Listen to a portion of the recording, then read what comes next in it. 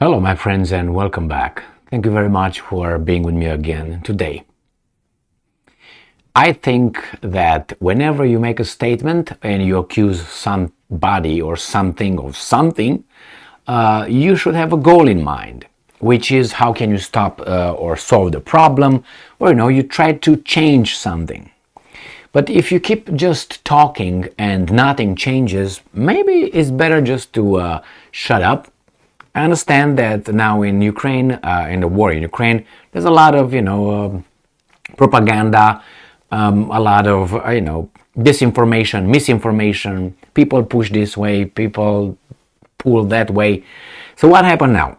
Yesterday, if you remember, the Ukrainians, according to the Russians, attempted to hit the Crimean bridge, and not only the Kerch bridge, with some missiles. Initially, they thought they were the Storm Shadow, the British provided missiles. But now they say, no, actually it was not. It was not a Storm Shadow missile, it was an S-200 missile. And I say, well, so what's new? Well, the Ukrainians claim that that's a military target. The Russians said, no, that's a civilian target. I'm not going to get into that one because that's not the point of this one. The Russians claim again that without the Western help, those S-200, because there were more than one, those S-200s would not have been able to be launched towards their targets. So they say, well, you are directly involved in all this operation. Well, what's new? What are you going to do about it? Nothing. Then why don't you shut up? That's my assessment of this one. But sometimes it's good for the Russians to just bring evidence, their evidence, which I don't know if that's accurate or not, but according to the Russians, the Ukrainians tried to blow Kerch Bridge with an S-200, and they say, well, with the help of the Western guys. Therefore, these guys are part of the war. Let's see what Sputnik says. I have two articles here ready. One that gives us a little bit history of yesterday. Sputnik, Ukraine makes unsuccessful attempt to attack Crimean bridge with S-200 missile. So that's what they tried yesterday.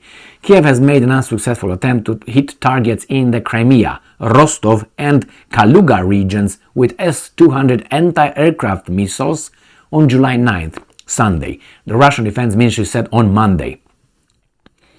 On July 9th this year, the Kiev regime made an unsuccessful attempt to strike targets in the Crimea, Rostov and Kaluga regions with S-200 anti-aircraft missiles converted into a strike version in order to destroy ground targets, the ministry said in a statement.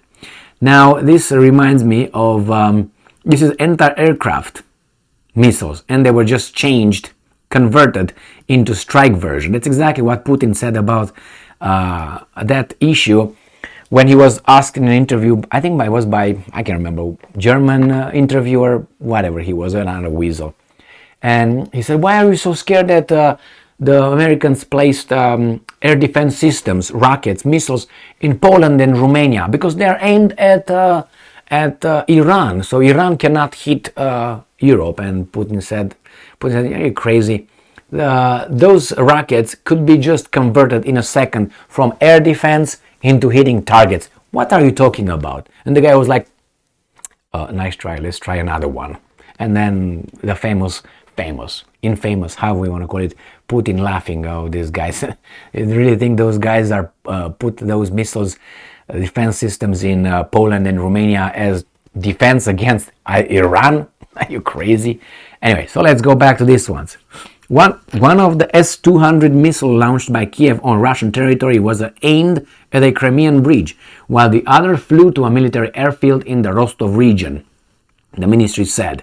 So, let's go and see this article, which is from Sputnik, and this is from 4 hours ago, today, July 10th, 2023. Kiev attempt to attack Crimea and Rostov region impossible without help from United States, Moscow claims. So Ukraine's attempts to shell the Kerch transport crossing in Crimea and Russian regions of Rostov and Bryansk on July 9th would have been impossible without the assistance from the United States and other Western nations. The Russian Foreign Ministry said on Monday. The ministry said that the Ukrainian ministry tried to attack the Russian territory with S-200 missiles. Earlier in the day, the Russian Defense Ministry called those attacks unsuccessful. And I'm quoting, "Such actions would not have been possible without the financial, technical, and logistical assistance of the US-led Western coalition, which is, in fact, a sponsor of the criminal activities of Zelensky's regime," end quote, the ministry said in a statement. So that's it, my friends. I cannot dispute that. I cannot confirm. I cannot deny. I don't find that being impossible. I find it actually to be very possible and very probable. I don't know if the Ukrainians alone could muster such an attack. I have no technical information on that one. But nevertheless, my question is, okay, and your next step is what? Okay, well, you tell me that the West is actively involved in this. Yes, we know that. Okay, you convinced, not you, but the situation over convinced us that by providing weapons to your enemy, he becomes your enemy as well, part of the conflict. That's the way I take it, and I have the right to do it.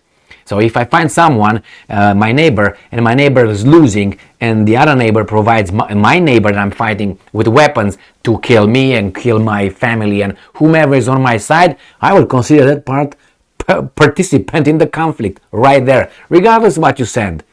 2 bullets or bazooka or whatever you send, you are a participant. Problem is, am I going to do something about it? When I'm saying, okay, well, I'll do it little by little. I will take over because I'm going to drain you of your resources and your economic situation is in shit, and I will take care of you. Probably that's the way they assume it's going to end, by draining the West of resources.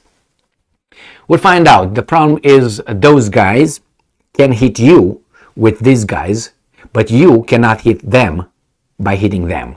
So that's a little weasel way of acting. I always give this analogy with a circus tiger or lion trainer, tamer, however you want to call it in a circus. It has a long whip and a long pole. And that's how he uses and how he moves the tiger around. Pokes and hurts. And the tiger jumps on the pole and on the whip, not on the person who organizes the whole thing, which is the Zimbabwe from across the Atlantic's interest, not the Americans. Americans are some behind them anyway. So that's how, and don't get hurt. The pole gets caught in the tiger's mouth and breaks a little bit, or catches the whip and hurts the whip. But me, I'm just fine, man. All I'm using is my energy.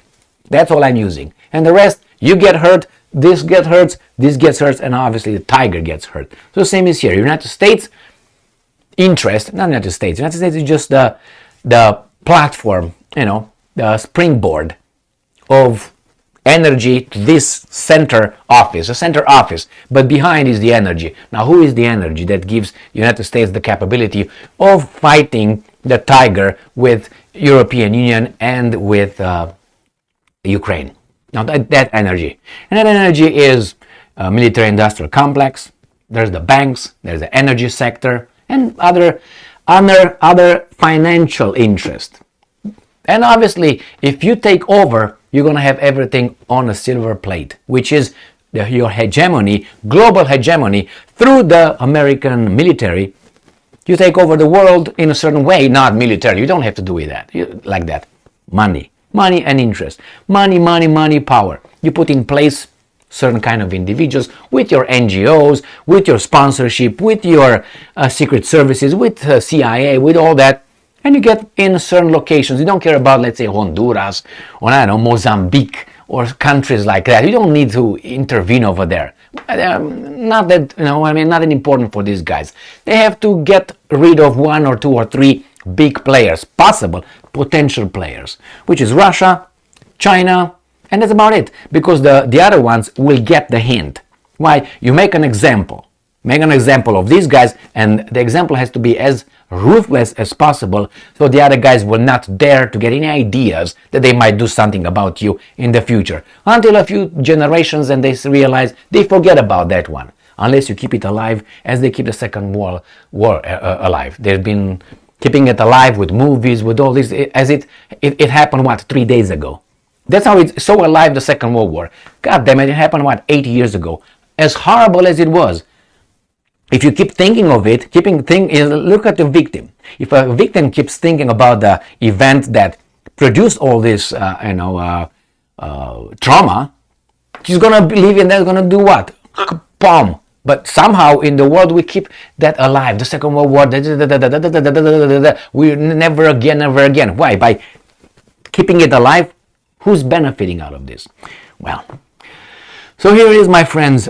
Without the help of those guys, Ukraine would not have been able to even launch those missiles towards, according to the Russians.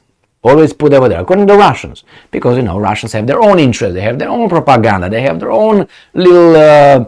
do you think that if the Russians would have, let's say, controlled the world, let's put it this way, do you think they will be like a philosopher king, all benevolent and loving and all that? Or the Chinese? Oh, my bad. I've been told by some Chinese friends that China will not do that. Look at Mao Zedong's big leap.